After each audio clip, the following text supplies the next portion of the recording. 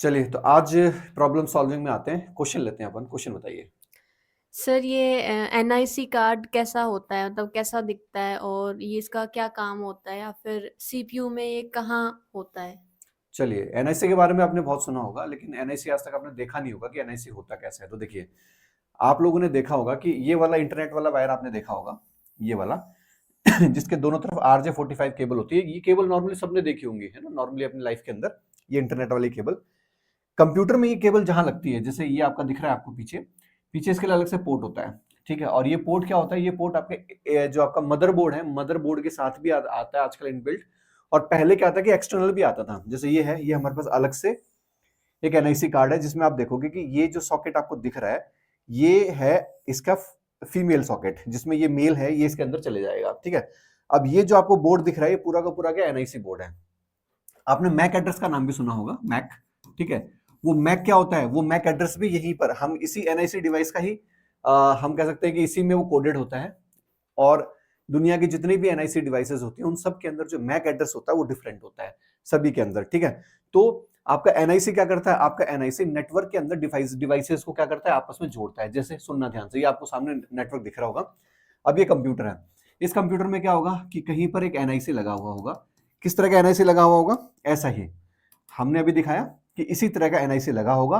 और इस तरह का जो केबल है, इस तरह का केबल, इसके दो पार्ट है। ठीक है, एक पार्ट जो है वो लग जाएगा आपके कंप्यूटर पे, यहाँ पे, और दूसरा पार्ट लग जाएगा ये जो हमारे पास स्विच या राउटर होता है, इसके अंदर लग जाएगा। इसका मतलब क्या है कि यहां से ये जितने भी आपको डिवाइसेस दिख रहे हैं, कुछ कंप्यूटर्स हैं, कुछ प्रिंटर्स हैं, ये सारे एक दूसरे के साथ जुड़े हुए हैं। और ये जोड़ने का काम करता है, जो नेटवर्क से जोड़ने का काम करता है, वो कौन करता है?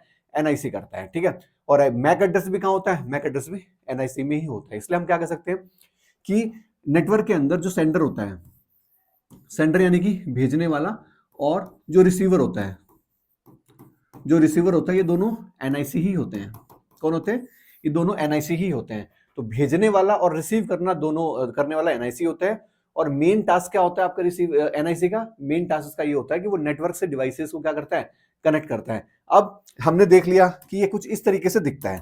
इसमें हमने देख लिया कि कुछ इस तरीके से दिखता है, सिस्टम में पीछे लगा हुआ होता है। ठीक है, अब ये तो हो गया हमारे कंप्यूटर की बात होगी। क्या सर मोबाइल के अंदर भी एनआईसी होता है? बिल्कुल, मोबाइल के अंदर भी एनआईसी होते हैं।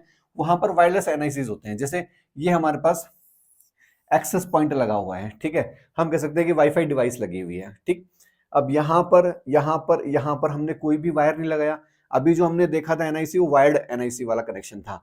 ये क्या है? वायरलेस है। तो आपका एनआईसी वायरलेस भी होता है। ठीक है, अब बोला कि सर मेरे पास एक कंप्यूटर है, उसमें मेरे पास केबल नहीं है, तो क्या? और उसमें मेरे पास वाईफाई डिवाइस भी नहीं है, तो क्या मैं लगा सकता हूँ? बिल्कुल लगा सकते हैं। इसके लिए आपको क्या करना पड़ेगा? इस तरह का यूएसबी वाईफाई लेना पड़ेगा। ठीक है, तो यूएसबी वाईफाई भी क्या है? ये भी एक तरीके से आपका एनआईसी ही है। ठीक है, तो एनआईसी अलग अलग तरीके के एनआईसी है, जिनके बारे में हम लोगों ने जान लिया है। ठीक है, अब ओएसआई मॉडल में एनआईसी जो है वो लेयर में किस तरीके से रिलेटेड होता है? तो देखो, नॉर्मली बहुत से लोग कहते हैं कि भाई एनआईसी जो है वो आपकी फर्स्ट और सेकंड लेयर दोनों में रहता है। बिल्कुल, फर्स्ट और सेकंड दोनों लेयर में रहता है, लेकिन नॉर्मली इसको हम लोग मानते हैं लेयर 2 में। ठीक है, डेटा लिंक लेयर में हम इसको मानते हैं कि ये जो होता है डेटा लिंक लेयर में ही काम करता है। मेन इसका टास्क क्या होता है? इसका मेन टास्क क्या होता है कि ये डेटा फ्रेम्स बनाता है।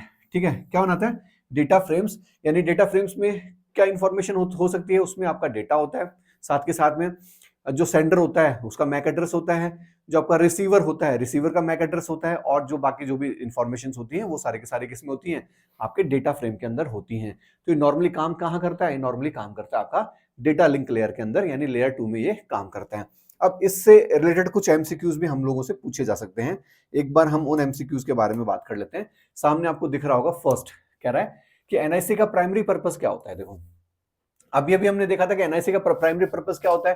भाई डेटा को कंप्रेस करना नहीं होता है, ना ही हार्ड डिस्क को स्पीड बढ़ाना होता है, इंटरनेट ब्राउजिंग की स्पीड ऑप्टिमाइज भी नहीं करता है।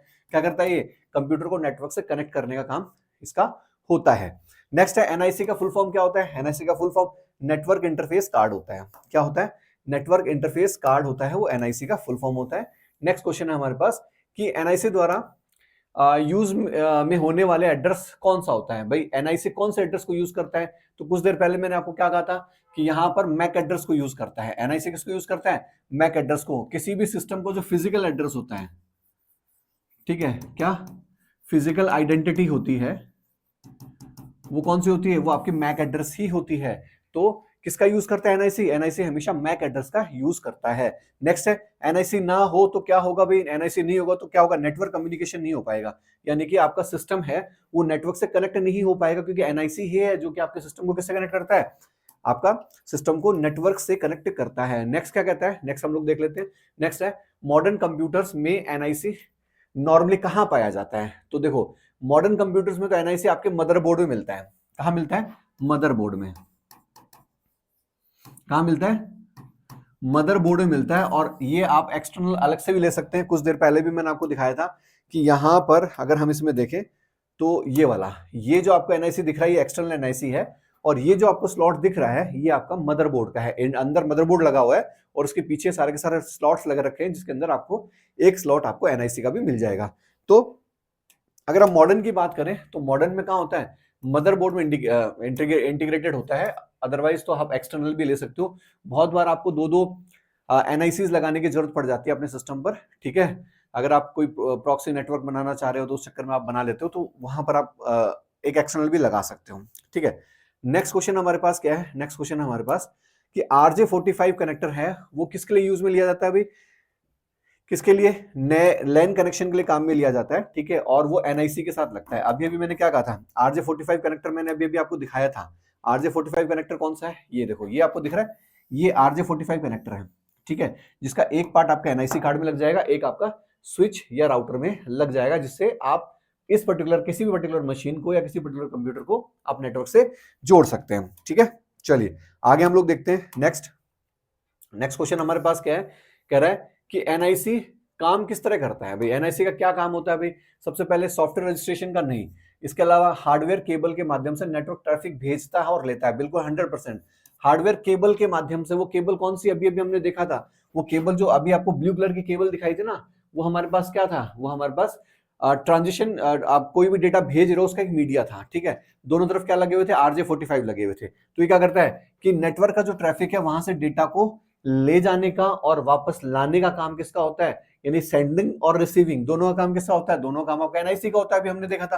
तो डेटा को भेजने का और रिसीव करने का काम आपके एनआईसी का ही होता है। नेक्स्ट कह रहा है कि डेटा लिंक लेयर से एनआईसी रिलेशन का सही कारण कौन सा है?